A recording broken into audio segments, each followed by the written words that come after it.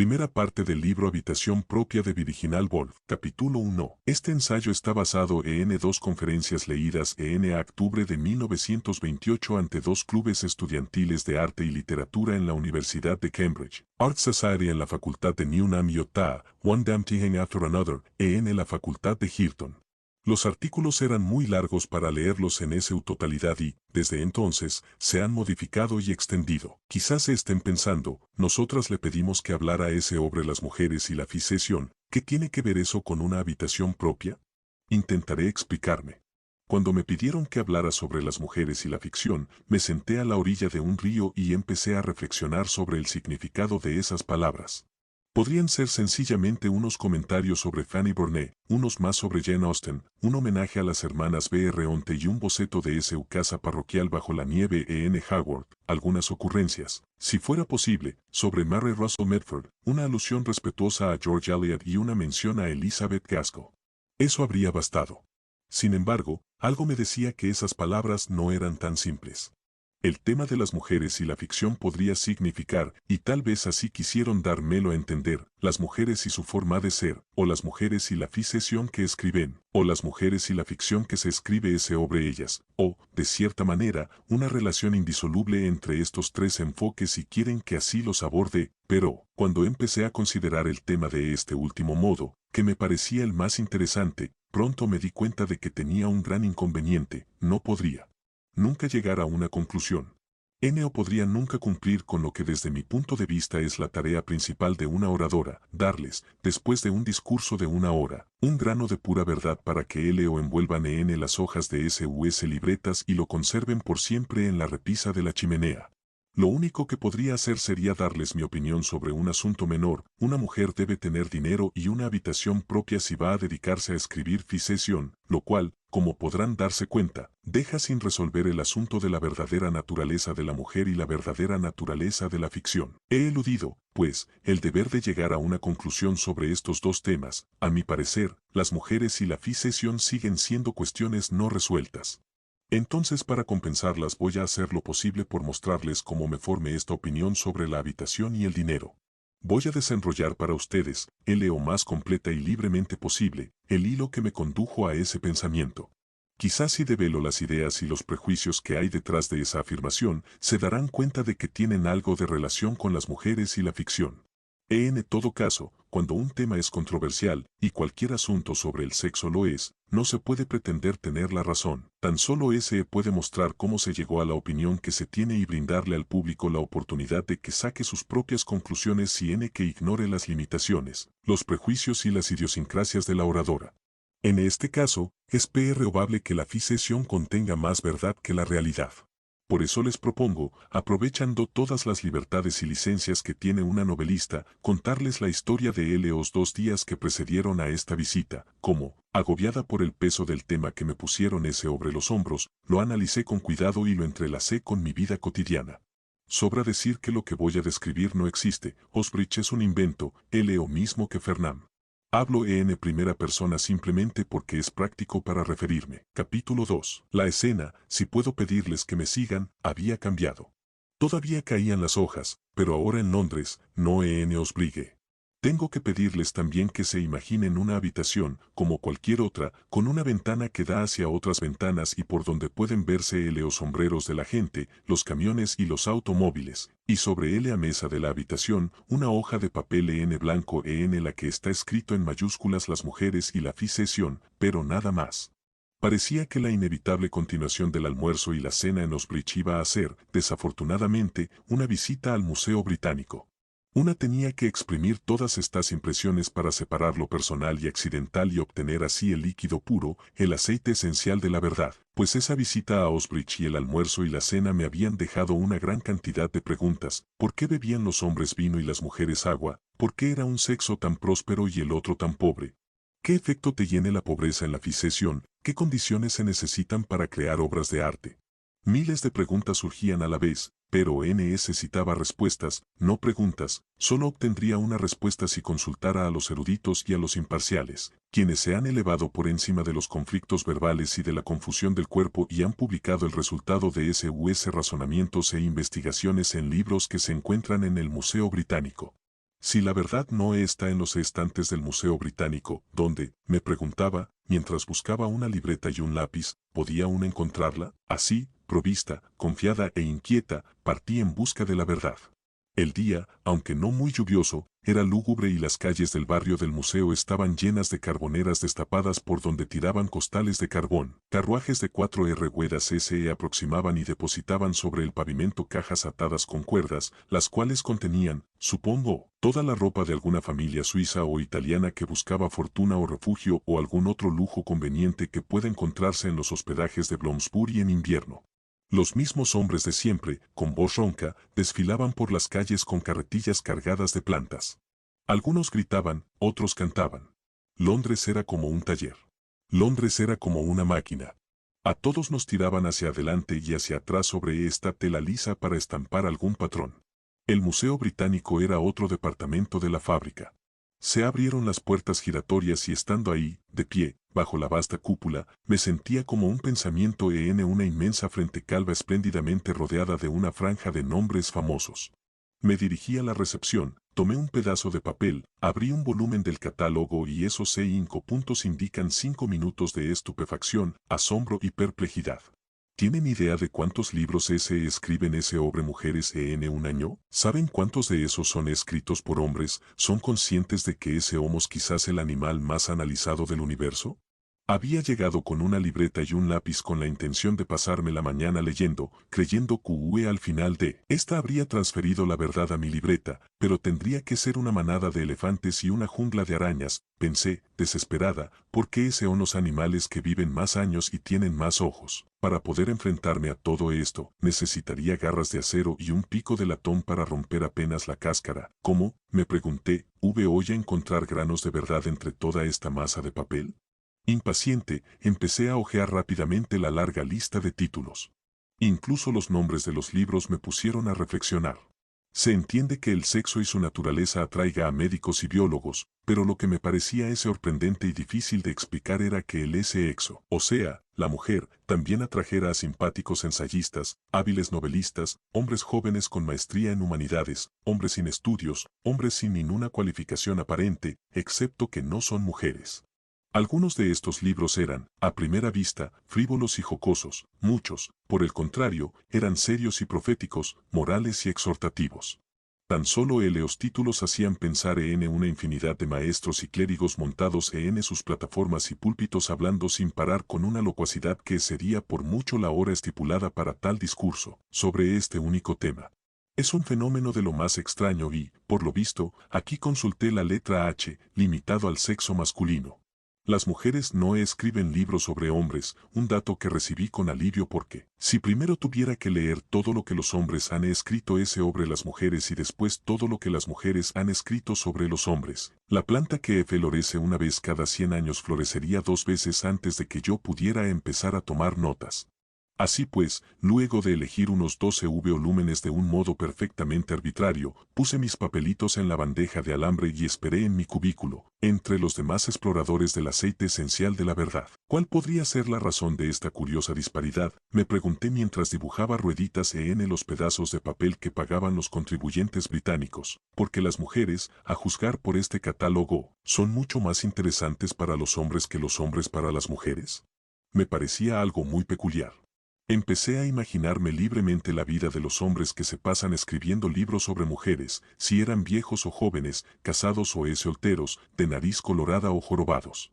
De cualquier modo, era un poco halagador sentirse el objeto de tal atención, siempre y cuando no la concedieran por completo los discapacitados y los enfermos. Sobre eso reflexionaba cuando una avalancha de libros sobre mi escritorio interrumpió todas esas frívolas ideas. El problema apenas empezaba. El estudiante que aprendió a investigar en Oxbridge conoce, con seguridad, algún método para pastorear su pregunta por todas las distracciones hasta encontrarle respuesta, como guiando una oveja a su corral. El estudiante que estaba a mi lado, por ejemplo, copiando con diligencia de un manual científico, extraía, puedo asegurarlo, granos de mineral esencial más o menos cada 10 minutos. Eso indicaban sus gruñiditos de satisfacción. Pero si, por desgracia, una no ha recibido educación en una universidad, la pregunta, lejos de llegar a su corral, corre atolondrada por todos lados, como un rebaño que se asusta cuando lo persigue una manada de perros. Profesores, maestros, sociólogos, clérigos, novelistas, ensayistas, periodistas, hombres sin ninguna cualificación salvo la de no ser mujeres perseguían mi simple y única pregunta. ¿Por qué las mujeres son pobres? Hasta que se convirtió en 50 preguntas, hasta que las 50 preguntas saltaron un frenesí al río y las arrastró la corriente. Había garabatos de notas en cada página de mi libreta. Para mostrarles mi estado mental de ese momento, voy a leerles unas cuantas. Aclaro que la página tenía un título en mayúsculas bastante simple, Las mujeres y la pobreza, pero lo que le seguía era algo como esto. La condición en la Edad Media de, los hábitos en las islas Fiji de, las adoraban como diosas de moral más débil que, el idealismo de, la mayor meticulosidad de, las habitantes de las islas del Mar del Sur, la edad de puber, /diagonal tad entre, el atractivo de, en ofrenda como sacrificio a, el tamaño pequeño del cerebro de, la profunda subconsciencia de, menos bello en el cuerpo de, la inferioridad mental, moral y física de, el amor a los hijos de, mayor duración de la vida de, músculos más débiles de, la fuerza del afecto de, la vanidad de, la educación superior de, la opinión de Shakespeare sobre, la opinión de Lord Birkenhead sobre, la opinión del decano William Menge sobre, la opinión de la Bruyere sobre, la opinión del Dr. Samuel Johnson sobre, la opinión del señor Oscar Browning sobre. En este punto, tomé aire y agregué en el margen, ¿por qué Samuel Butler afirma, los hombres sabios nunca dicen o que piensan de las mujeres? Peor lo visto, los hombres sabios nunca hablan de otra cosa.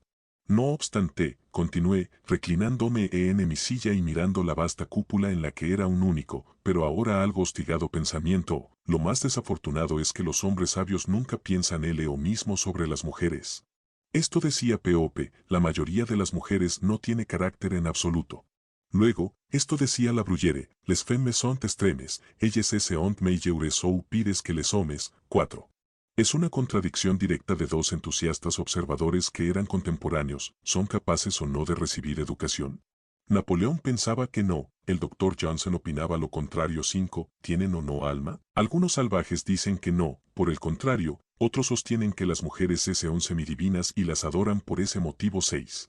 Algunos sabios argumentan que tienen un cerebro apificial, otros que tienen una conciencia más profunda. Goethe las honraba, Mussolini las desprecia. Donde sea que mirara, los hombres tenían opiniones sobre las mujeres y eran opiniones diferentes. Decidí que era imposible ponerle pies y cabeza a todo esto. Miraba con envidia al lector que estaba a mi lado haciendo unos resúmenes clarísimos, muchas veces segmentados con una A, una B o una C, cuando mi propia libreta se revelaba con los garabatos más disparatados de apuntes contradictorios. Era angustiante, era desconcertante, era humillante. Hasta la última gota de verdad se me había escurrido por entre los dedos. No podía irme a casa, pensé, y que mi aporte serio al estudio de las mujeres y la ficción fuera que éstas tienen menos bello corporal que los hombres o que las habitantes de las islas del Mar del Sur llegan a la pubertad a los 9 años. O decía 90, incluso la letra, por lo enredada, se había tornado indescifrable. Era vergonzoso no tener nada más importante o presentable para mostrar después del trabajo de toda una mañana. Si no lograba encontrar la verdad sobre M, por brevedad había terminado por llamarla así, en el pasado, para que preocuparme por M en el futuro. Por numerosos y eruditos que fueran, me pareció una total pérdida de tiempo consultar a todos esos caballeros que se especializan en la mujer y su efecto en cualquier cosa, la política, los hijos, el salario, la moral. Ni abrir sus libros valía la pena. Sin embargo, mientras reflexionaba, había hecho inconscientemente, en mi languidez en mi desesperación, un dibujo donde debía haber escrito, como mi vecino, una conclusión. Había dibujado un rostro, una figura. Era el rostro y la figura del Pr. Abse von X, concentrado escribiendo su monumental obra titulada La inferioridad mental, moral y física del sexo femenino. En mi dibujo, no era un hombre que a las mujeres les pareciera atractivo. Era fornido y tenía una papada grande, para equilibrarlo, tenía ojos muy pequeños, tenía el rostro rojísimo. Su expresión sugería que estaba bajo el efecto de una emoción que lo hacía clavar la pluma en el papel mientras escribía, como si estuviera matando un insecto peligroso, pero no se sentía satisfecho, ni siquiera después de haberlo matado. Tenía que seguir matándolo. Aún así, no lo abandonaban la rabia y la irritación. ¿Podría ser, me pregunté, mirando mi dibujo, a causa de su esposa? Estaría enamorada de un oficial de caballería. Era un oficial de caballería esbelto y elegante y vestía de astracán, tal. ¿Ves alguna joven atractiva se burlaba del Pr. Abse para adoptar la teoría freudiana cuando este era todavía un bebé? Incluso en ese Ukuna, pensé, no pudo haber sido un niño guapo. Por alguna razón, el Pr. Abse estaba destinado a verse iracundo y horrendo en mi boceto mientras escribía su gran libro sobre la inferioridad mental, moral y física de las mujeres. Hacer dibujos era una forma ociosa de terminar el trabajo de una mañana improductiva. No obstante, en el ocio, en los sueños, a veces sale a la superficie la verdad sumergida. Gracias a un ejercicio psicológico muy elemental, que no debe dignificarse con el nombre de psicoanálisis, me di cuenta, al observar mi libreta, de que había dibujado con furia el boceto del profesor iracundo. La rabia me había arrebatado el lápiz mientras yo soñaba, pero ¿qué hacía la rabia ahí? Interés, confusión, diversión, aburrimiento. Podía rastrear y nombrar todas esas emociones que habían surgido una tras otra durante toda la mañana. ¿Había estado la rabia, la serpiente negra, acechando entre ellas? Sí, según el boceto, así era. Me remitió inequívocamente al único libro, a la única frase que había despertado el demonio en mí, la afirmación del profesor sobre la inferioridad mental, moral y física de las mujeres. Se me había acelerado el corazón. Se me había subido el calor a la cara. Me había puesto colorada de la rabia. Por muy tonto que fuera, no había nada especialmente extraordinario en eso. A una no le gusta que le digan que, por naturaleza, es inferior a un hombrecito. Miré al estudiante que había a mi lado, que respira con dificultad, que no sabe anudarse la corbata y que no se afeita desde hace 15 días. Una tiene ciertas vanidades ridículas. Es la naturaleza humana, reflexioné. Empecé a dibujar rueditas y círculos sobre el rostro del profesor iracundo hasta que se asemejó a un arbusto ardiendo o a un cometa en llamas, de cualquier modo, un espectro sin importancia ni apariencia humana. El profesor era tan solo un montoncito de leña que se consumía en la cima de Hampstead Heath. La rabia pronto se me pasó y pude justificarla, pero quedé con la curiosidad. ¿Cómo explicar la rabia de los profesores? ¿Por qué estaban iracundos? Si analizaba la impresión que me daban estos libros, siempre encontraba cierta vehemencia, la cual se manifestaba de muchas formas: sátira, sensiblería, curiosidad, reprobación. Sin embargo, había algo más que estaba usualmente presente y que no era fácil identificar de inmediato. Para mí, era la rabia, pero era una rabia que en el fondo se había mezclado con muchas otras emociones. A juzgar por sus extraños efectos, era una rabia camuflada y compleja, no una rabia simple ni transparente. Cualquiera que sea la razón, estos libros, pensé, mirando el montón que había sobre el escritorio, no tienen ningún valor para mi propósito. Es decir, científicamente eran inútiles, aunque humanamente estuvieran llenos de instrucción, interés, aburrimiento y datos muy raros sobre los hábitos de las isleñas de Fiji. Los habían escrito a la luz roja de la emoción y no a la luz blanca de la verdad. Por lo tanto, regresarían al escritorio central y, de ahí, cada uno, a su propia celda en el enorme panal. Lo único rescatable del trabajo de esa mañana fue el dato de la rabia. Los profesores, los metía todos en el mismo saco, estaban iracundos. ¿Pero por qué? Me pregunté después de haber devuelto los libros. ¿Por qué? Repetía, parada debajo de la columnata entre las palomas y las canoas prehistóricas. ¿Por qué están enojados?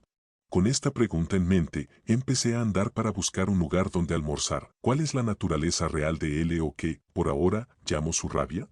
Ese era un misterio que duraría mientras esperaba a que me sirvieran la comida en un pequeño restaurante en algún lugar cerca del Museo Británico. Algún comensal había dejado la edición meridiana del periódico vespertino en una silla y, mientras esperaba la comida, empecé a leer distraídamente los titulares. Una franja de letras muy grandes atravesaba toda la página. Alguien había logrado un gran puntaje en Sudáfrica. En franjas más pequeñas se anunciaba que Sir Austen Chamberlain estaba en Ginebra. Habían encontrado en un sótano un hacha de carnicería con cabello humano. El señor juez habló en el juzgado de familia sobre el descaro de las mujeres. Había otras noticias en el periódico, habían descolgado a una actriz de cine de una cima en California y la habían dejado suspendida en el aire, y vea a ser un día nublado. Hasta el visitante más fugaz de este planeta, pensé, que leyera este periódico se daría cuenta, incluso con base en este testimonio disperso, de que a Inglaterra la gobierna un patriarcado. Nadie en su sano juicio podría desconocer el dominio del PRAPSE. Suyos eran el poder, el dinero y la influencia. Era el propietario, el editor y el corrector de pruebas del periódico. Era el secretario de Relaciones Exteriores y el juez. Era el jugador de cricket y el dueño de los caballos de carrera y de los veleros. Era el director de la empresa que paga el 200% a sus accionistas. Donó millones a organizaciones benéficas y universidades que él mismo dirigía. Suspendió a la actriz de cine en el aire. Decidirá si el pelo en el hacha de carnicería es humano, es el quien absolverá o condenará al asesino y lo ejecutará o lo dejará en libertad. A excepción de la niebla, parecía controlarlo todo, y aún así estaba enojado. Supe que estaba enojado porque, cuando leía lo que escribió sobre las mujeres, no pensaba en lo que decía, sino en él. Cuando un escritor argumenta sin apasionamientos, se enfoca en el argumento, por lo tanto, el lector también se centrará en el argumento.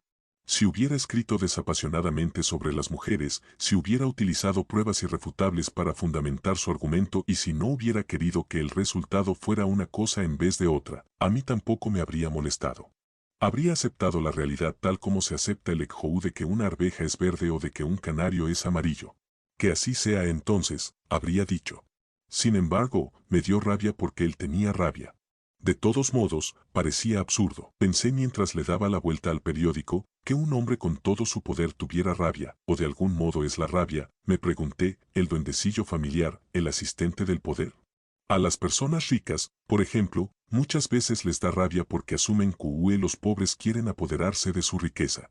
¿Es posible que a los profesores, o patriarcas, como sería más preciso llamarlos, les dé rabia, en parte, por ese mismo motivo, pero también por algo que no es tan evidente en la SAPFICIE? Quizás no tenían rabia, para nada. De hecho, a menudo, eran admirables, devotos, ejemplares en su vida privada.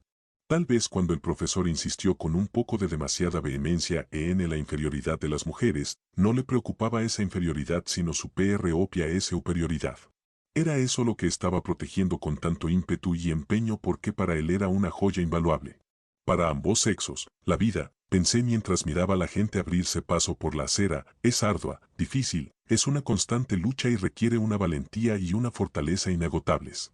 Más que nada, quizás, por ser las personas criaturas de ilusión, requiere que confíen en sí mismas porque, sin esa seguridad personal, estarían indefensas como bebés en su cuna, como, entonces, construye esta cualidad imponderable, que es además tan invaluable, lo más rápido posible.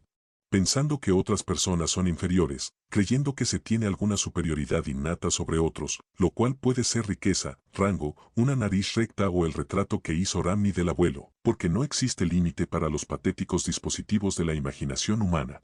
Por eso es tan importante para un patriarca que tiene que conquistar, que tiene que gobernar, creer que grandes números de personas, la mitad de la raza humana de hecho, son inferiores a él por naturaleza. Debe ser, en realidad, una de las principales fuentes de ese poder.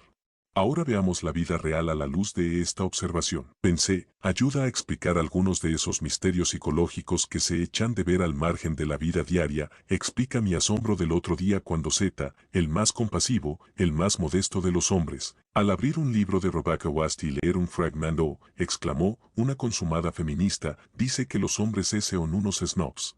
La exclamación, para mí tan sorprendente, ¿por qué la señorita West era una consumada feminista por expresar una afirmación posiblemente verdadera, aunque poco halagadora, sobre el otro sexo? No era tan solo el grito de la vanidad herida, era una protesta contra alguna infracción a su capacidad de creer en él mismo. Todos estos siglos, las mujeres han sido espejos que poseen la magia y el delicioso poder de reflejar la figura del hombre al doble de tamaño natural. Es probable que, sin ese poder, la tierra todavía fuera elba y pantano. Desconociéramos las glorias de todas nuestras guerras y todavía estuviéramos rayando figuras de venados en los restos de huesos de carnero y trocando pedernales por pieles de oveja o cualquier adorno simple de con nuestro gusto poco sofisticado. Nunca habrían existido o superhombres ni los dedos del destino. El zar y el Kaiser nunca habrían reinado ni abdicado. Cualquiera que sea ese uso en sociedades civilizadas, los espejos son esenciales para toda acción violenta y heroica. Por eso, tanto Napoleón como Mussolini han insistido con tanto énfasis en la inferioridad de las mujeres, porque si ellas no eran inferiores, ellos habrían dejado de engrandecerse. Eso sirve para explicar, en parte, lo necesarias que muchas veces son las mujeres para los hombres y para explicar lo preocupados que se sienten bajo esa crítica, o imposible que es para ella decirles que un libro es malo, que una imagen es pobre o lo que sea, sin reducir mucho más dolor y generar mucha más rabia que un hombre que hiciera la misma crítica. Si ella empieza a decir la verdad, se encoge la figura del espejo, disminuye la idoneidad del hombre para la vida, como va a seguir emitiendo juicios, civilizando indígenas, legislando, escribiendo libros, vistiéndose de gala y dando discursos en banquetes y al desayuno y a la cena no puede ver su tamaño real duplicado. Así discurría yo, desmigando mi pan y revolviendo mi café y, de vez en cuando, mirando a la gente en la calle. La visión del espejo es de suprema importancia porque recarga la vitalidad y estimula el sistema nervioso. Sin ella, el hombre podría morir como un drogadicto privado de su cocaína. Hechizados por esa ilusión, pensé, mirando por la ventana, los hombres, la mitad de los transeúntes, se dirigen a pasos largos al trabajo. Bajo los primeros rayos de la mañana, se ponen sus sombreros y abrigos, empiezan el día seguros, preparados, creyéndose deseados en el té de la señorita Smith H. Cuando ingresan al salón, se dicen, soy superior a la mitad de la gente que hay aquí. Por eso es que hablan con esa confianza, esa seguridad en ellos mismos, la cual ha tenido consecuencias tan profundas en la vida pública y suscita tan curiosas notas al margen de la mente privada. Interrumpí estos aportes al peligroso y fascinante tema de la psicología del otro sexo, tema que, espero, investigarán cuando cuenten con 500 libras al año, porque debía pagar la cuenta. Fueron 5 chelines y 9 peniques. Le di al mesero un billete de 10 chelines y se fue a traerme el cambio. Había otro billete de 10 chelines en mi cartera. Me fijé en él, pues un hecho que todavía me deja sin aliento es el poder de mi cartera para reproducir billetes de 10 chelines automáticamente. La abro y ahí aparecen. La sociedad me da comida, bebida, lecho y techo a cambio de pedazos de papel que me dejó una tía por el simple hecho de que compartimos el mismo apellido. Tengo que contarles que mi tía, Mary Baden, murió por una caída de su caballo una vez que salió a cabalgar en Bombay. Me enteré de la noticia de mi herencia una noche, más o menos por los mismos días en que se aprobó la ley que permitía el voto femenino. Recibí en mi buzón la carta de un abogado, me informaba que mi tía me había dejado una herencia vitalicia de 500 libras anuales. De las dos cosas, el voto y el dinero, reconozco que el dinero me pareció muchísimo más importante. Antes de eso, me había ganado la vida con trabajos esporádicos en los periódicos, cubriendo, por ejemplo, un espectáculo de burros o un matrimonio, me había ganado unas cuantas libras enviando obres, leyéndoles a unas ancianas, haciendo flores artificiales, enseñándoles el abecedario a unos niños pequeños en una guardería. Esas eran las principales ocupaciones que podían desempeñar las mujeres antes de 1918. Creo que no necesito describir en detalle la dificultad del trabajo, porque quizás conocen mujeres que lo han hecho, tampoco la dificultad de vivir del dinero que una misma se gana, porque es posible que ustedes lo hayan intentado. Sin embargo, recuerdo que, peor que estas dos dificultades, fue el veneno del miedo y la amargura que aquellos días instilaron en mí. Para empezar, una tenía que estar haciendo siempre un trabajo que no quería hacer y hacerlo como una esclava, con halagos y servilismos, tal vez no siempre necesariamente, pero parecía indispensable, pues lo que estaba en juego era demasiado grande para correr riesgos. Entonces, una pensaba en ese único talento, uno pequeño pero valioso para quien él lo tuviera, que escondido significaba la muerte porque se desvanecía y con él mi ser, mi alma. Todo esto era como un moho que se carcome la floración de la primavera, que destruye el árbol desde adentro. Sin embargo, como les decía, mi tía murió y, cada vez que pago con un billete de 10 chelines, desaparece un poco ese moho y esa corrosión, desaparecen el temor y la amargura. En efecto, pensé al echar las monedas en mi cartera y al recordar la amargura de aquellos días, es extraordinario el cambio de estado de ánimo que trae consigo un ingreso fijo. No hay poder humano que me pueda arrebatar mis 500 libras. Tengo comida, techo y ropa para siempre. Por lo tanto, no solo cesan el esfuerzo y el trabajo, sino también el odio y la amargura. No tengo por qué odiar a ningún hombre, pues no pueden lastimarme. No necesito halagar a ningún hombre, pues no tienen nada que darme. Así que, sin darme cuenta, adopté una nueva actitud hacia la otra mitad de la raza humana. Era absurdo culpar una clase o un sexo en conjunto. Grandes grupos de personas nunca son responsables de lo que hacen, no pueden controlar los instintos que los impulsan. También ellos, los patriarca S, los profesores, tuvieron innumerables dificultades, tuvieron que lidiar con terribles inconvenientes. Su educación había sido, en ciertos sentidos, tan imperfecta como la mía y había inculcado defectos a ella y a él de grandes en ellos. Es cierto que tenían dinero y poder, pero ese olo a costa de albergar en su pecho un águila, un buitre que una y otra vez destroza el hígado y desgarra a picotazos los pulmones, es el instinto de poseer, la furia de adquirir lo que los impulsa siempre a desear la tierra y los bienes de los demás, a trazar fronteras, enarbolar banderas, navegar buques de guerra y lanzar gases venenosos, a sacrificar su propia vida y la de sus hijos. Caminen por el arco del almirantazgo, había llegado a ese monumento, o por cualquier otra avenida dedicada a trofeos y cañones para que reflexionen sobre el tipo de gloria que se celebra ahí. Observen que en un día soleado de primavera el corredor de bolsa y el abogado se encierran para hacer dinero y más dinero, cuando en realidad 500 libras al año me han mantenido viva bajo el sol. Albergar esos instintos no es placentero, reflexionaba, son el resultado de las condiciones de la vida, de la falta de civilización, pensé mientras observaba la estatua del duque de Cambridge y, en particular, con una fijeza que casi nunca han recibido, las plumas de su tricornio. A medida que me daba cuenta de estos inconvenientes, el miedo y la amargura se transformaban poco a poco en lástima y tolerancia. Luego, en un año o dos, se acabaron la lástima y la tolerancia y sentí la liberación más grande, la libertad de pensar las cosas en sí. Ese edificio, por ejemplo, me gusta o no me gusta, ¿es esa imagen bella o no? En mi opinión, ¿es ese libro bueno o no?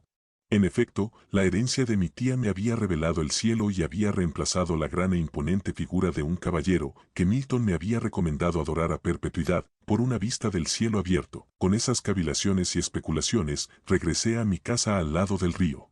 Ya se habían encendido las farolas e, inexplicablemente, Londres era diferente al de la mañana.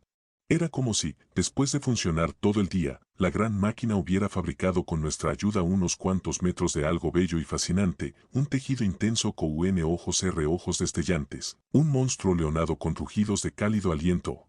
Hasta el viento parecía enarbolado como una bandera, azotando las casas y agitando las vallas. En mi pequeña calle, sin embargo, reinaba la domesticidad.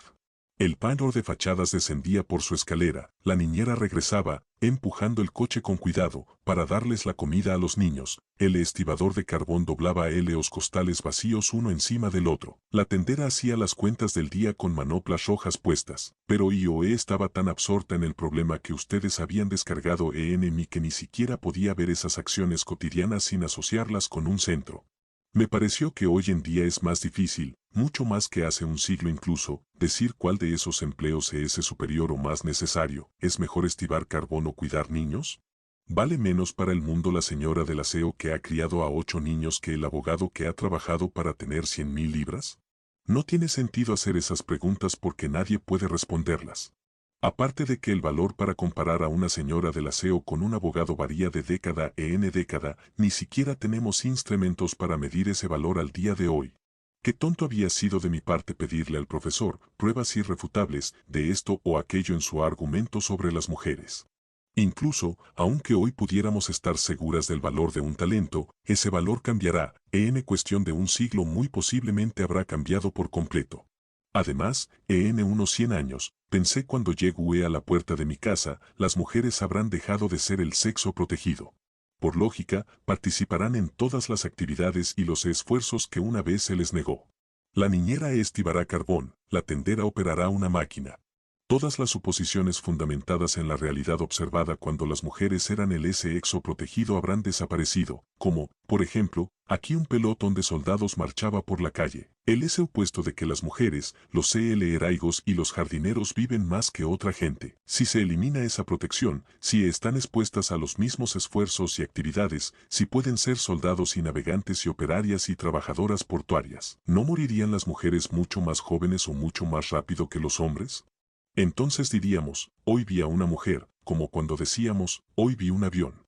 Cualquier cosa puede pasar cuando la feminidad deje de ser una ocupación protegida, pensé cuando abría la puerta, pero ¿qué relación tiene todo esto con el tema de mi discurso, las mujeres y la ficción?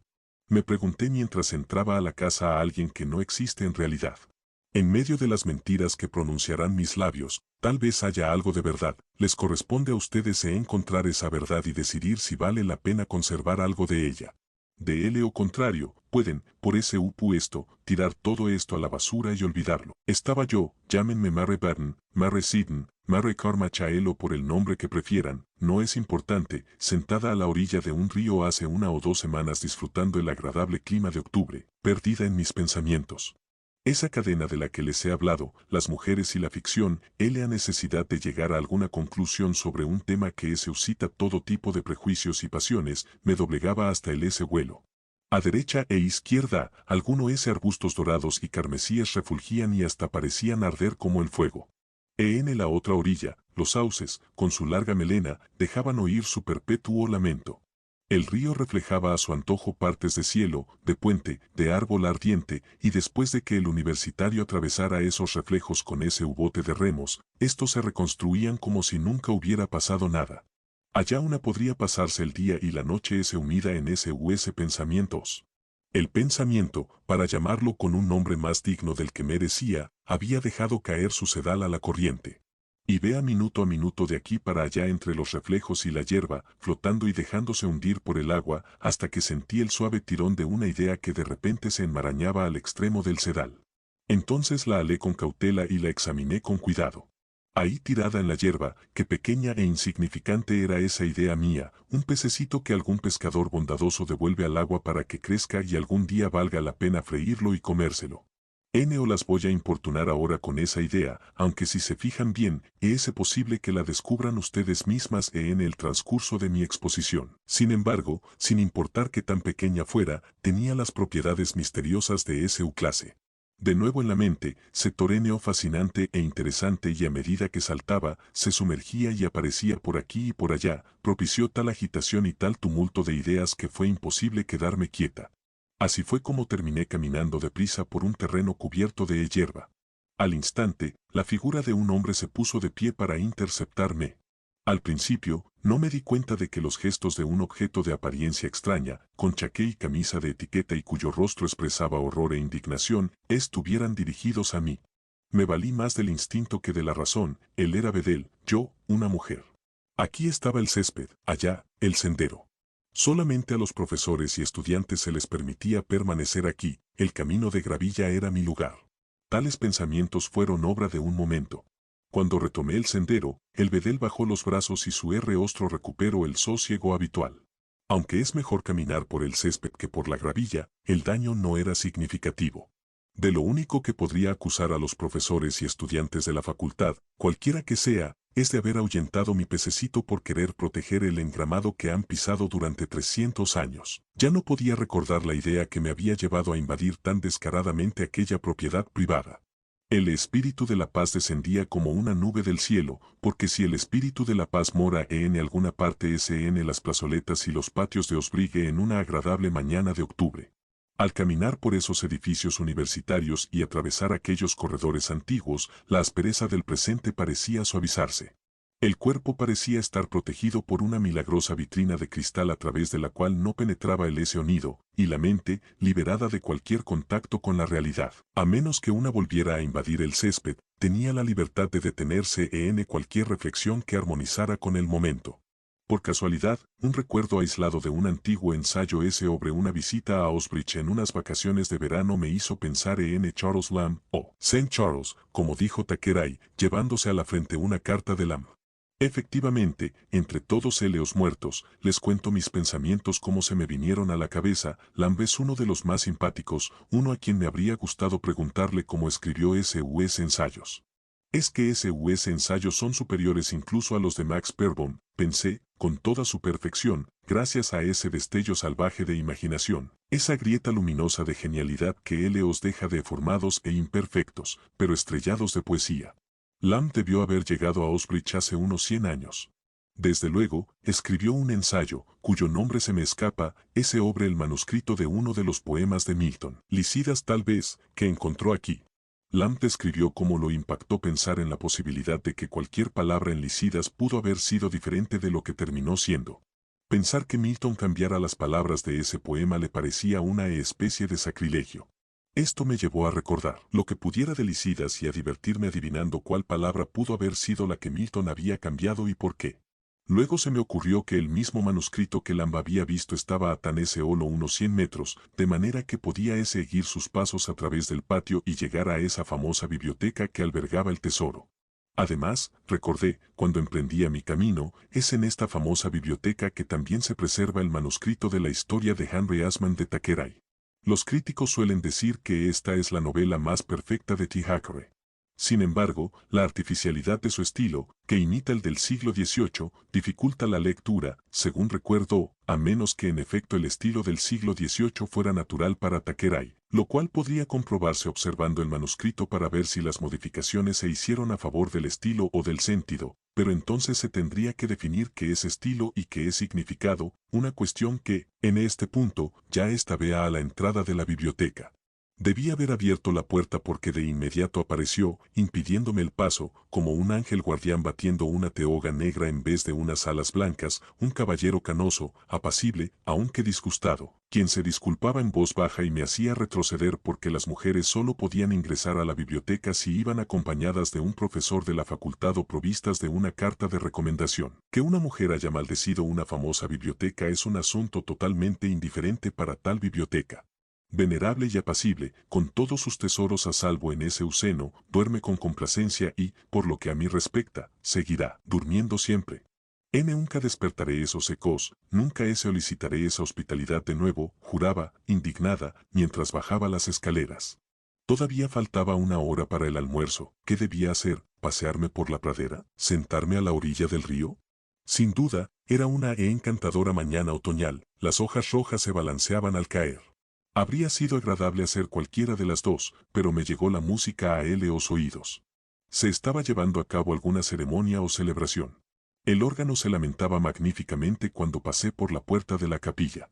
Incluso la gran tristeza del cristianismo se escuchaba, en ese aire sereno, más como un recuerdo que como la tristeza misma, hasta los quejidos de ese órgano antiguo parecían impregnados de paz. Deseaba entrar, así tuviera el derecho. Es posible que esta vez el bedel me detuviera para pedirme tal vez mi partida de bautismo o una carta de recomendación del decano. Eso sí, el exterior de estos magníficos edificios suele ser tan bello como el interior. También era bastante divertido ver la congregación reunida, entrando, saliendo, apretujada en la puerta de la capilla como abejas a la entrada del panal. Muchos vestían toga y birrete, algunos llevaban estolas de piel sobre los hombros, unos iban empujados en sillas de ruedas, otros, aunque no pasaban la mediana edad, parecían figuras arrugadas y aplastadas bastante sinulares, como langostas y cangrejos gigantes que se arrastran con dificultad por la arena de un acuario. En ese circuito, recostada contra la pared, me pareció que la universidad es un santuario de bichos raros que pronto se extinguirían si se les dejara en medio de la calle Strand para que lucharan por su supervivencia. Se me venían a la cabeza antiguas historias de viejos decanos y catedráticos, decían que, tan pronto escuchaba un silbido, el viejo profesor corría desbocado, pero la venerable congregación había entrado antes de que yo reuniera la valentía para silbar. Quedaba el exterior de la capilla. Como saben, sus altos domos y pináculos pueden verse, como un velero que siempre navega, pero nunca llega, iluminados de noche, a kilómetros de distancia, a través de las colinas. Podríamos suponer que hace tiempo esta plazoleta, con su césped al ras, sus construcciones descomunales y la capilla misma habían sido un pantano, donde prosperaba la maleza y se revolcaban o cerdos. Con seguridad, manadas de caballos y bueyes, pensé, arrastraron la piedra en carretas desde condados lejanos. Luego, trabajadores incansables estabilizaron orden, uno encima del otro, los bloques grises que me servían ahora de sombra. Después, los artistas trajeron sus vidrios pintados para las ventanas y, finalmente, los albañiles construyeron el techo con estuco y cemento, espátula y palustre durante siglos. Todos sábados, alguien debió haber derramado oro y plata de una bolsa de cuero en sus antiguas manos porque lo más seguro es que en la noche iban a tomar cerveza y jugar bolos. Un torrente interminable de oro y plata, pensé, debió haber manado perpetuamente en esta zona para seguir trayendo la piedra y pagarles a los albañiles para que nivelaran, zanjaran, cavaran y drenaran. En ese entonces estaban en la edad de la fe, el dinero se gastaba con generosidad para construir bien los cimientos de estos muros de piedra. Cuando se levantaron los muros, reyes, reinas y grandes nobles hacían llover todavía más dinero de sus arcas para garantizar que aquí se cantaran himnos y eruditos vinieran a enseñar, se donaban tierras y se pagaban diezmos. Cuando terminó la edad de la fe y empezó la edad de la razón, seguía fluyendo el mismo caudal de oro y plata, se otorgaron becas y se patrocinaron cátedras, solo que el oro y la plata no brotaban ahora de las arcas reales sino de los cofres de comerciantes y productores, de las bolsas de hombres que habían amasado, digamos, una fortuna gracias a la industria, y devolvían, según sus testamentos, una parte cuantiosa de ella para financiar más cupos, más cátedras y más fundaciones en la universidad donde habían aprendido su oficio. De ahí surgían las bibliotecas y los laboratorios, los observatorios, los espléndidos equipos de costosos y delicados instrumentos que ahora se ponen en estantes de vidrio, donde siglos atrás prosperaba la maleza y se revolcaban los cerdos. Sin duda, cavilaba mientras me paseaba por la plazoleta, los cimientos de oro y plata parecían bien profundos y el pavimento se extendía firme sobre la maleza. Hombres con bandejas sobre la cabeza iban afanados de escalera en escalera. En las ventanas había materas donde se abrían flores llamativas. En los salones se resonaban los acioardes del gramófono. Era imposible no reflexionar, sin embargo, toda reflexión quedó interrumpida por el sonido del reloj, era la hora del almuerzo. Es curioso que los novelistas tengan la costumbre de hacernos creer que los almuerzos son siempre memorables por algo muy ingenioso que dijeron o algo muy sabio que hicieron, pero rara vez describen lo que comieron. Es parte de la tradición literaria no mencionar la sopa, el salmón y el pavó, como si la sopa, el salmón y el pavó no tuvieran ninguna importancia, como si nadie nunca fumara un cigarrillo o se tomara una copa de vino.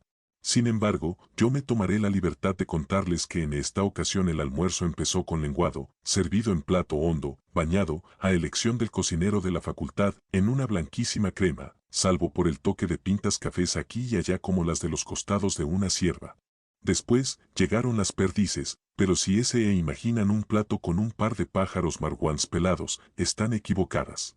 Las perdices, muchas y variadas, iban acompañadas de todo un séquito de salsas y ensaladas, picantes y dulces, cada una en su orden, las papas, delgadas como monedas, pero no muy duras, las coles de Bruselas, frondosas como capullos de osas, pero más suculentas. En cuanto nos hartamos del asado y su comitiva, el miseo, silencioso, quien quizás era el mismo Bedel mostrándose más apacible, puso ante nosotros, adornado en servilletas, un postre, todo azúcar, que urgía de las olas, llamarlo pudín y así asociarlo con arroz o tapioca sería un insulto.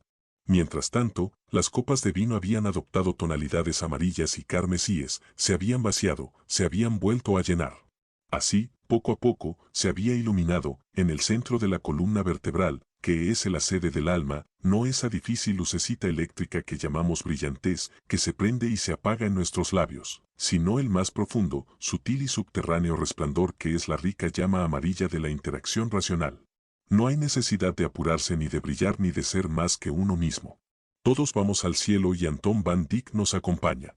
En otras palabras, qué buena parecía la vida, qué dulces sus recompensas, qué trivial este resentimiento o aquel agravio, qué admirable la amistad y la compañía de los nuestros, cuando, mientras encendemos un buen cigarrillo, nos hundimos entre los cojines de un mueble al lado de la ventana. Si por casualidad hubiera tenido a la mano un cenicero, si a falta de él no hubiera tenido que sacudir la ceniza por la ventana, si las cosas hubieran sido un poco diferentes de como terminaron siendo, me imagino que no habría visto yo un gato sin cola. La visión de ese animal abrupto y truncado caminando sin hacer ruido por el patio me cambió, por un golpe de suerte de la inteligencia subconsciente, la luz emocional. Fue como si alguien hubiera dejado caer una sombra. Quizás el excelente vino del Rin iba perdiendo ese efecto. Desde luego, cuando observaba el gato Manx detenerse en medio del pasto como si también cuestionara el universo, parecía que algo faltara, parecía que algo era diferente, pero que faltaba o que había cambiado. Me preguntaba, mientras escuchaba la conversación. Para responder a esa pregunta, tuve que pensarme fuera del salón, retroceder en el pasado, incluso antes de la guerra, e imaginarme la dinámica de otro almuerzo organizado en salones no muy distantes de estos, pero diferentes. Todo era diferente.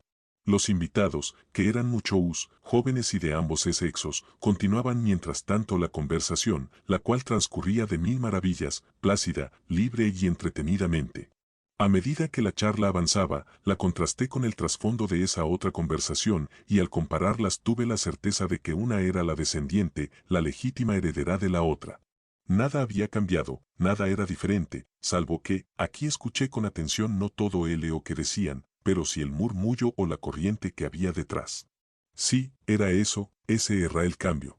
Antes de la guerra, en un almuerzo como este, la gente habría dicho exactamente las mismas cosas, pero el sonido habría sido diferente porque en ese entonces lo acompañaba una especie de tarareo, no articulado sino musical, emocionante, que cambiaba el valor de las palabras. ¿Se podría traducir ese tarareo en palabras? ¿Se podría, acaso, con la ayuda de los poetas? Abrí un libro que estaba a mi lado y me encontré, por pura casualidad, con Alfred Tennyson, quien cantaba lo siguiente. Cayó una lágrima espléndida, de la pasionaria que adorna la reja.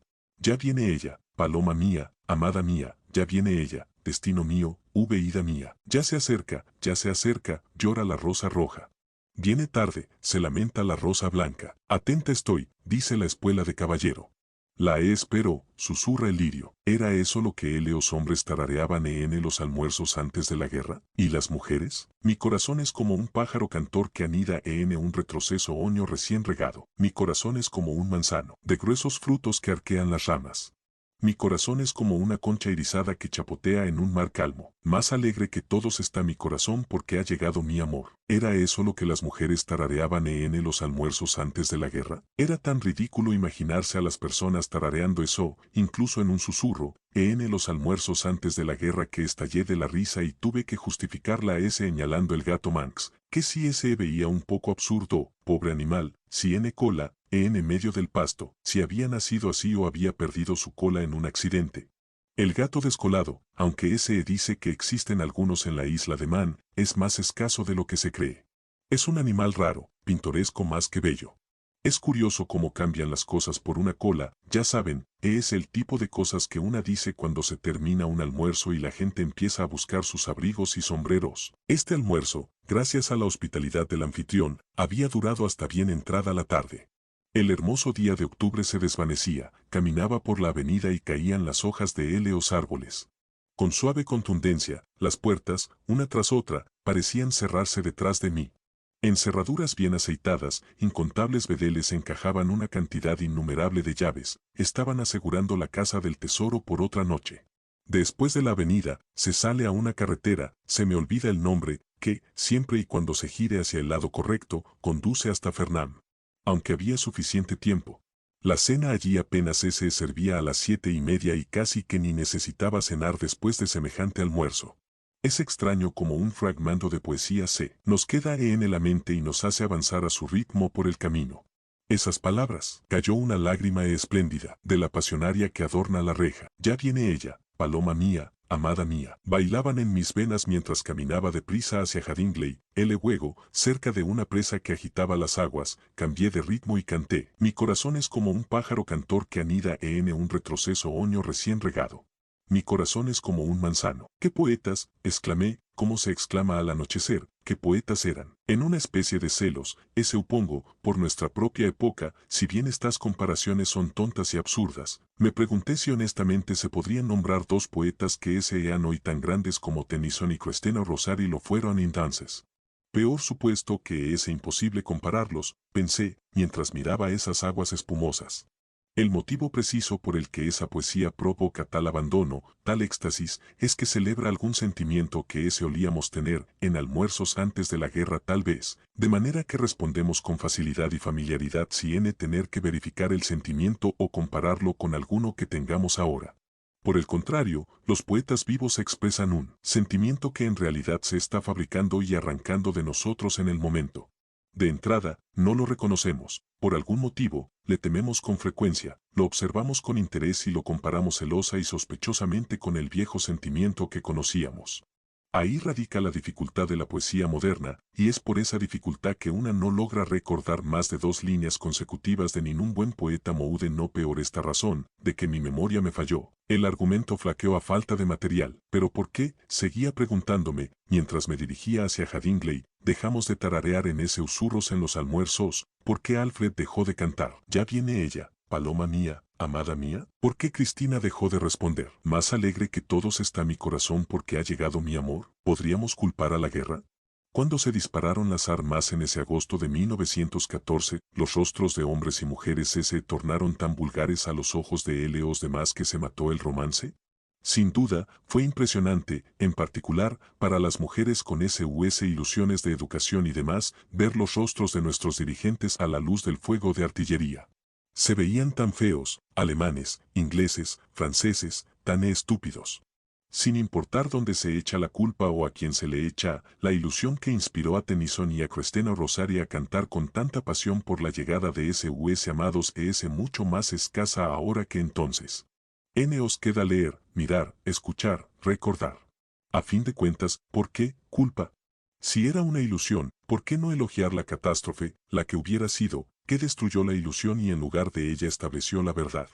Porque la verdad, esos puntos suspensivos marcan el lugar donde, en busca de la verdad, me pasé del giro hacia Fernam. Sí, de hecho, ¿cuál era la verdad y cuál era la ilusión? Me pregunté, ¿cuál era la verdad de estas casas, por ejemplo, tenues y festivas ahora con sus ventanas rojas en el crepúsculo, pero rústicas y rojizas y escuálidas, con SUS dulces y sucio ardones de botas, a las 9 de la mañana?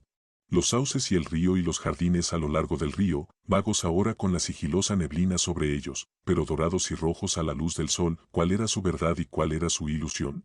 Les ahorro las idas y vueltas de mis cavilaciones porque no llegué a ninguna conclusión de camino a Hadingley. Les pido también que se opongan que pronto descubrí mi despiste sobre el giro y desanduve mis pasos hacia Fernam. Como ya dije que era un día de octubre, no me atrevo a perder ese respeto y arriesgar el buen nombre de la ficción al cambiar la temporada y describir lilas colgando de los muros del jardín, azafranes, tulipanes y otras flores de la primavera.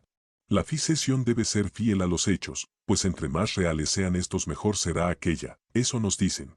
Peor lo tanto, todavía era otoño y las hojas todavía caían amarillas, tal vez un poco más rápido que antes porque ya era de noche, las 7:23, para ser precisa, y soplaba una brisa del suroeste, para ser exacta. Aún así, había algo extraño en acción. Mi corazón es como un pájaro cantor que anida en un retroceso oño recién regado. Mi corazón es como un manzano, de gruesos frutos que arquean las ramas. Quizás las palabras de Cristina Rosari eran en parte responsables del disparatado capricho, porque no era más que un capricho por ese opuesto, de que la lila sacudía sus flores sobre los muros del jardín, de que las mariposas limoneras volaban con rapidez por todas partes, de que había polvo de polen en el aire. Soplaba un viento, no sé de cuál esquina, pero levantaba las hojas a medio crecer dejando un destello plateado en el aire. Era el momento entre las luces cuando los colores se intensifican y los morados y dorados arden en los cristales de las ventanas como el latido de un corazón emocionado, cuando por alguna razón se revela la belleza del mundo y, ya pronta a perecer, aquí me metí en el jardín porque alguien imprudente había dejado la puerta abierta y parecía no haber vedeles alrededor. Entonces la belleza del mundo que está tan pronta a desaparecer tiene dos aristas, una de alegría y otra de angustia, que cortan el corazón en dos. Los jardines de Fernam se extendían ante mí en el crepúsculo primaveral, salvajes y abiertos, y en el pasto alto, dispersos y dispuestos sin cuidado, había narcisos y jacintos silvestres, los cuales probablemente no tuvieron un orden ni siquiera en los mejores tiempos y ahora se sacudían con el viento y se balanceaban como queriéndose arrancar del suelo. Las ventanas del edificio, curvadas como las de los barcos, entre generosas olas de ladrillo rojo, cambiaban de limón a plateado según el vuelo de las rápidas nubes de la primavera. Había alguien en una hamaca, alguien también, aunque en esta luz eran fantasmas nada más, medio reconocibles, medio visibles, corría por el césped, ¿nadie la detendría?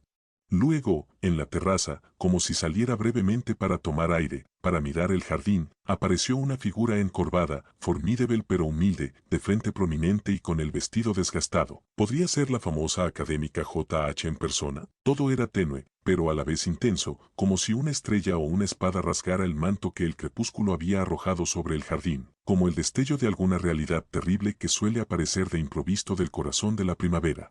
Peor que la juventud. Aquí estaba mi sopa. La cena se servía en el gran salón comedor. La primavera ni siquiera estaba cerca, era de hecho una noche de octubre. Todos estaban reunidos en el gran salón comedor. La cena estaba lista. Aquí estaba la sopa, un caldo sin gracia. No había nada en ella con que estimular la imaginación. Habría podido ver a través del líquido transparente cualquier adorno que tuviera el plato, pero este no tenía ninguno, era un plato sencillo. Luego llegó la carne de res acompañada de ensalada y papas, una trinidad modesta que hacía pensar en las ancas enlodadas del ganado en una feria, en lechugas de bordes crespos y amarillentos, en regateos y baratijas, en mujeres cargando las bolsas del mercado el lunes en la mañana. O había motivos para quejarse de la comida diaria de la naturaleza humana, teniendo cuenta que la provisión era suficiente y que los trabajadores de las minas de carbón se conformaban, sin duda, con menos. Siguieron ciruelas pasas y flan. Ahora bien, si alguien se queja de que las ciruelas pasas, incluso atenuadas con flan, son vegetales despiadados, ¿por qué frutas no son? De que sean fibrosas como el corazón de un avaro y de que resuman un líquido como el que podría correr por las venas de esos avaros que se han privado del vino y de la calidez durante 80 años y además no les han dado nada. A los pobres, ese alguien debería reflexionar que hay gente cuya caridad llega hasta las ciruelas pasas. Después hubo galletas y queso, aquí la jarra de agua pasaba de mano en mano porque las galletas por lo general son secas y estas lo eran hasta la médula. Eso fue todo. La comida había terminado. Todos se levantaron arrastrando sus sillas, las puertas batientes se abrían y cerraban con violencia. Pronto el salón estuvo libre de cualquier rastro de comida y con seguridad quedó listo para el desayuno de la mañana siguiente. Por los corredores y las escaleras, la juventud de Inglaterra iba repiqueteando y cantando, pero le correspondía a una invitada, a una forastera. ¿Por qué yo no tenía más derecho aquí en Fernham que en Trinity o en Somerville o en Hirton o en Newnham o en Christchurch? Decir, la cena no estuvo buena, o decir, ahora estábamos Mary Sidney y yo en ese Usala. ¿No podíamos haber cenado aquí ese olas? Porque si hubiera dicho algo así, habría estado inmiscuyéndome y tratando de descubrir los secretos de la economía de una casa que, para una persona externa, tiene una fachada muy fina de felicidad y valentía. No, una no podía decir nada por el estilo. Saieto es que la conversación pareció morir por un momento. Dado que el ser humano se constituye de corazón, cuerpo y cerebro, todo mezclado y no contenido en compartimentos separados como lo será sin duda en otro 1.000.000 de años. Una buena cena es importantísima para una buena charla. Una no puede pensar bien, amar bien, dormir bien si no ha cenado bien. La luz en la columna vertebral no se ilumina a punta de carne de res y ciruelas pasas. Es probable que todos vayamos al cielo y que Anton van Dyck, ojalá, se nos una en la próxima esquina. Ese es el dudoso y limitante estado mental que produce el comer carne de res y cia y argüellas pasas al final del día laboral. Peor fortuna, mi amiga, profesora de ciencia, tenía en su alacena una botella chata y unas copitas, aunque debíamos haber empezado comiendo lenguado y perdiz, y entonces nos acercarnos al fuego para reparar un poco los daños del día vivido. Después de un minuto más o menos ya nos movíamos con esa soltura entre todos esos temas de curiosidad e interés que se forman en la mente cuando alguien en particular está ausente y que se hablan con tranquilidad cuando se está con ese alguien de nuevo, que uno se casó y otro no, que una piensa esto y la otra esto otro, que uno ha mejorado si que nadie se diera cuenta y que el otro muy sorprendentemente se volvió malo, con todas esas especulaciones sobre la naturaleza humana y el carácter.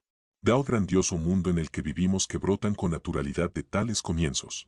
Sin embargo, mientras hablábamos de estas cosas, me di cuenta con vergüenza de que había una corriente que se insertaba por su propia voluntad y que transportaba todo hacia su propio fin. Podríamos estar hablando de España o de Portugal, de libros o de caballos de carrera, pero el interés real de lo que decíamos no era ninguna de esas cosas, sino una escena de albañiles en un techo alto hace unos 5 siglos. Reyes y nobles trajeron tesoros en inmensos sacos y los enterraron. Esta escena no dejaba de tomar vida en mi mente y se ponía al lado de otra de vacas flacas, una plaza de mercado llena de lodo, lechugas marchitas y corazones de avaros. Estas dos imágenes, desarticuladas y desconectadas y absurdas, no paraban de juntarse y luchaban la una con la otra y me tenían a merced de ellas. Lo mejor, a no ser que se tergiversara toda la conversación, era sacar a relucir lo que tenía en la mente para que, por ese huerte, se desvaneciera y se pulverizara como la cabeza del rey muerto cuando abrieron su ataúd en Windsor.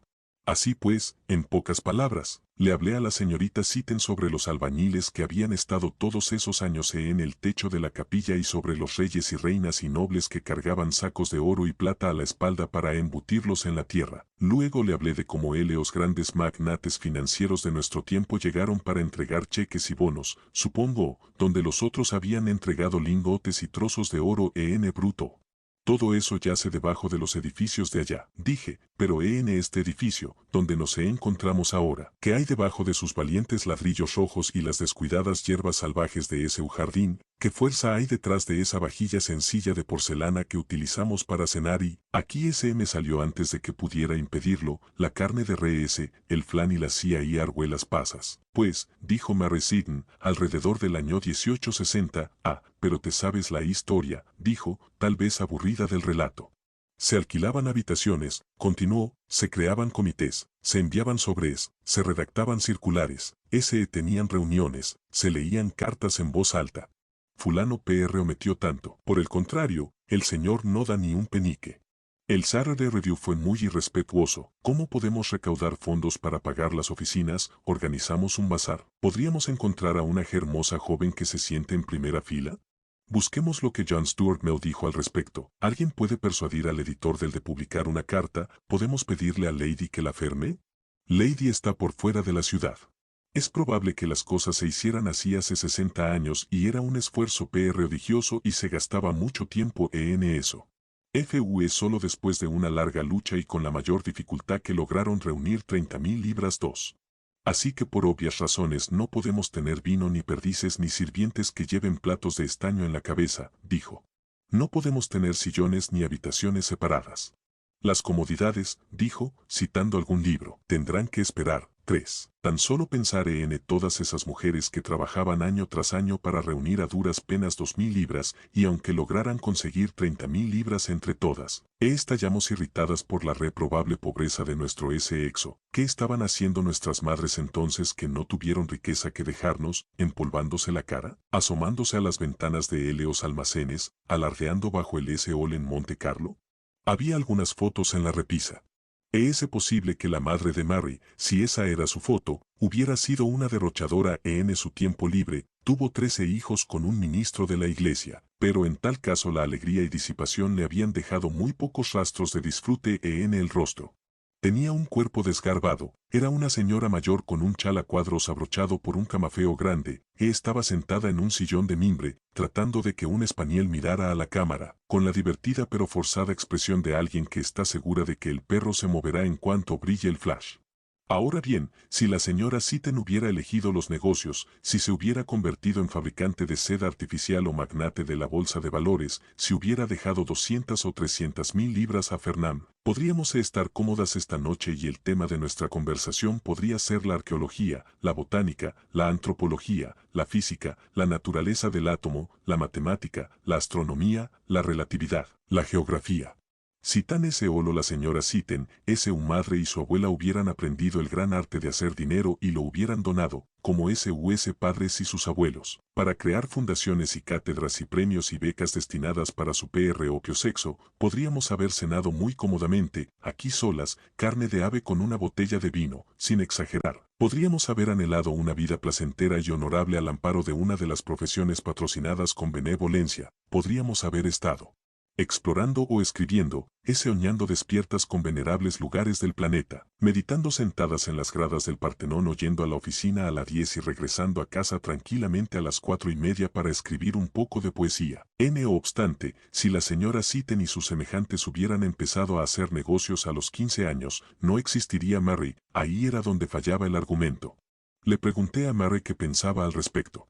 Entre las cortinas estaba la noche de octubre, calmada y adorable, adornada con 1 o 2 estrellas enredadas en los árboles amarillos. Estaba dispuesta a renunciar a su participación y a sus recuerdos, porque había sido feliz con su familia, a pesar de lo numerosa, de juegos y discusiones allá en Escocia, país que nunca se cansa de elogiar por la finura de su aire y la calidad de sus tortas, con el fin de que Fernand hubiera recibido una donación de 50.000 libras con tan solo una firma. Es que para patrocinar una facultad se necesitaría suprimir por completo a la familia, pues ningún ser humano lograría amasar una fortuna y dar a luz a 13 hijos. Nos pusimos a analizar los hechos. Primero, son 9 meses antes de que nazca el bebé. Luego, nace el bebé. Después, son 3 o 4 meses alimentándolo. Después de eso, se necesitan, con seguridad, unos 5 años para jugar con el bebé, pues al parecer a los niños no se les puede dejar correr por ahí en la calle. Quienes los han visto correteando libres en Rusia dicen que el espectáculo no es placentero. También se dice que el carácter de una persona se forja durante los primeros 5 años de vida. Si la señora Sitten, le pregunté, se hubiera dedicado a ganar dinero, ¿qué tipo de recuerdos de juegos y discusiones tendrías? ¿Qué habrías conocido de Escocia y su fino aire y sus tortas y todo lo demás? De todos modos, no tiene sentido hacernos estas preguntas porque nunca hubieras llegado a existir.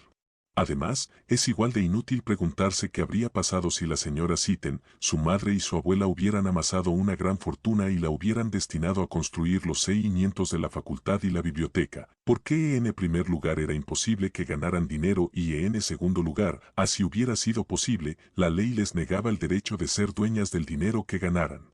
Fue apenas durante los últimos 48 años que la señora Sitten pudo ser dueña de sus propios peniques. Durante todos los siglos anteriores, habrían sido propiedad de su esposo, algo que quizás pudo haber influido en mantener a la señora Sitten, su madre y su abuela al margen de la bolsa de valores. Cada penique que gane, pudieron haber dicho, me lo quitarán y lo utilizarán según disponga mi esposo, tal vez para crear una beca o hacer donaciones a una fundación en Balliol o Keynes. Por eso, ganar dinero, incluso si pudiera, no es algo que me interese mucho, mejor que de eso se encargue mi esposo. De todas formas, así la culpa la tuviera o no la señora mayor que miraba el espaniel, no cabía duda de que por una u otra razón nuestras madres habían manejado muy mal sus asuntos. No pudieron gastarse ni un penique para comodidades, perdices y vino, bedeles y césped, libros y cigarrillos, bibliotecas y ocio. Elevar muros desnudos desde la tierra fue el máximo esfuerzo que pudieron hacer. Así hablábamos al pie de la ventana observando, como miles observan cada noche, los domos y las torres de la famosa ciudad que se extendía ante nosotros. Era muy bella, muy misteriosa a la luz de la luna otoñal. La vieja piedra se veía bastante blanca y venerable. Pensaba en todos los libros reunidos allá, en los retratos, colgados en salones artesonados, de viejos prelados e ilustres personajes, en las ventanas pintadas que estarían proyectando extrañas esferas y medialunas en la calle, en las lápidas y los monumentos y las inscripciones, en las fuentes y el pasto, en el silencio de los salones que dan al silencio de los patios y, discúlpenme el pensamiento, también en los excelentes cigarros y la bebida y los hondos sillones y las agradables alfombras. En la cortesía, la genialidad, la dignidad que es el fruto del lujo y la privacidad y el espacio.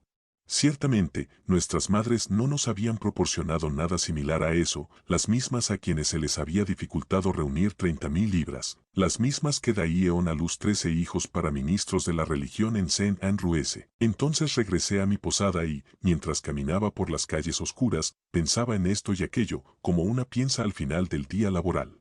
Reflexionaba sobre por qué la señora Sitten no tuvo dinero que dejarnos, sobre el efecto que la pobreza tiene en la mente, sobre el efecto que la riqueza tiene en la mente.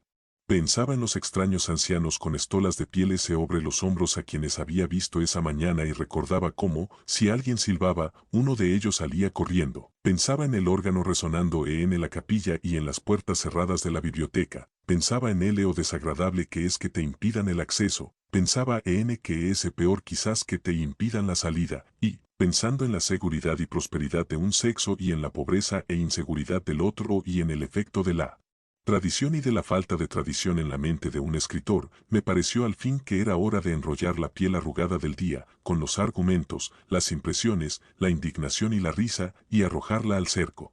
Miles de estrellas resplandecían en el desierto azul del cielo. Parecía estar sola en medio de una sociedad indescifrable. Todos los seres humanos estaban durmiendo, acostados boca abajo, mudos. Nadie parecía agitar las calles de Osbridge. Incluso la puerta del hotel se abría de par en par al contacto de una mano invisible. Ni un botones estaba alerta para alumbrarme el camino hasta la cama, así de tarde era.